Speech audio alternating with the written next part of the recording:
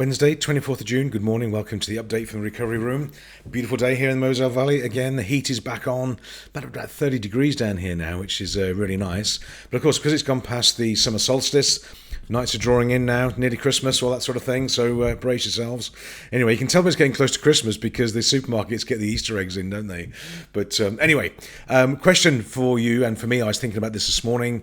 And what are your rituals? What are your patterns of behaviour? Are they serving you and are they not? And what I've found on my own journey, my own lessons, and what I see with clients as well, that we all have rituals, patterns of behaviour that we use and we adhere to. Now, the rituals we live to could be our morning routine, how we get up or when we get up, what we eat, what's our, when we jump in the shower, if you like, what's our behaviour, how do we dress, how do we treat people? And we have these rituals that we frame our life around in terms of how we get to work, what we do at work, how we treat people, what habits and patterns we display when we're working and going about our daily lives. So we have these external routines. Now we also have internal routines, or an internal program, if you like. Now, our internal routines are those things like our mindset, our inner voice, our self-confidence, our belief in ourselves, and how we think about situations and outcomes.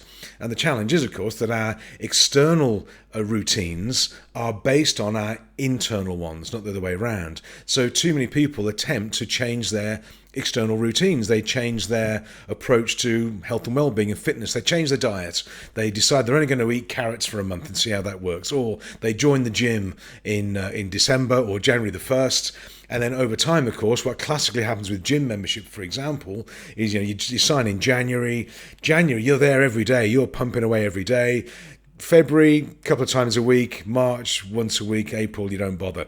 And what happens is because we change our external routine, our external rituals, if you like, but we don't change our internal ones. Now, if you want to change your external rituals and routines, you've got to change the internal dialogue first. So if it's to do with confidence and belief and mindset, for example, or what's the inner voice, what's the dialogue going inside of your mind that's dictating what you do externally, that's where to work. So change happens from within, and you can look at people's behaviors, their rituals, their patterns of behavior, and you can sort of see what's going on inside their mind, can't you? You can sort of understand how they're wired. For good or for bad, it doesn't really matter.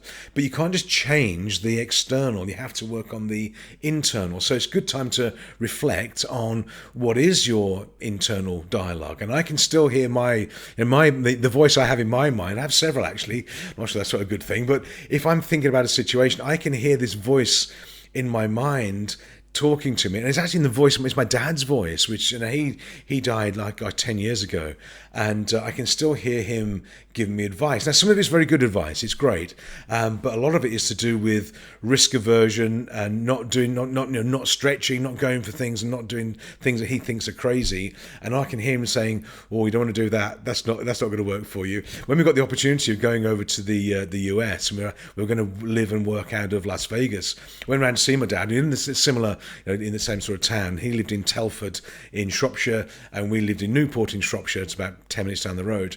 Went to see him and said, Mum and Dad, look, guys, got an opportunity to go and live and work in Vegas for the family. We're going to move over there, sell the house, and off we go. And I remember he just shook his head. He said, "Oh, you don't want to do that," he said. He said two things. He said, "Americans, they're all crazy. They all carry guns." And he's right. They are all a bit crazy and carry guns in a nice way. Sorry, guys. But also he said, "Oh, well, why do you want to go to Vegas? Why do you want to go to Vegas?" He said, you haven't seen all of Telford yet." And it's like, crikey, I haven't seen all of Telford yet. I know that. Fabulous as Telford may be, there are roads down which I haven't been in Telford, but I sort of know what I'm going to get. So he was very, very conservative in his approach, risk aversion, which was a good thing. He was doing it for the right reasons, to protect and make sure we were safe. But I have to turn that voice down. So what is there in your inner dialogue, your mindset, beliefs and attitude around yourself, your level of confidence, your level of self-belief? What do you need to engineer in that internal dialogue and internal systems such that you can then adapt your external rituals, your external patterns of behavior to get a better result, a better outcome? So if you want to be looking at patterns and rituals, which we all have, the visual ones, the ones we can see, are the external ones. But to affect and change those, we've got to work on the internal ones as well and change the internal to be reflected in the external. So there we go. Thought for the day. Hope that gives you something to chew over for a Wednesday. I'll catch you tomorrow on Thursday. We've got a very busy day here. Clients all over the world. It's getting busier out there. We've got leads coming in. We've got new clients starting in July. Clients starting in June as well, yeah, which is all good. So we're beginning to get very busy. I hope you are as well. I hope big things are beginning to move along for you. Keep in touch. Any questions, drop me a message, drop me a note, and I look forward to seeing you on Thursday. And the reason I'm not wearing my glasses today is because I can't find them, and they'll turn up, I suppose, but so you all look a bit of a blur to me. I haven't got my glasses on. Hope that's okay. I'll catch you tomorrow. Bye for now.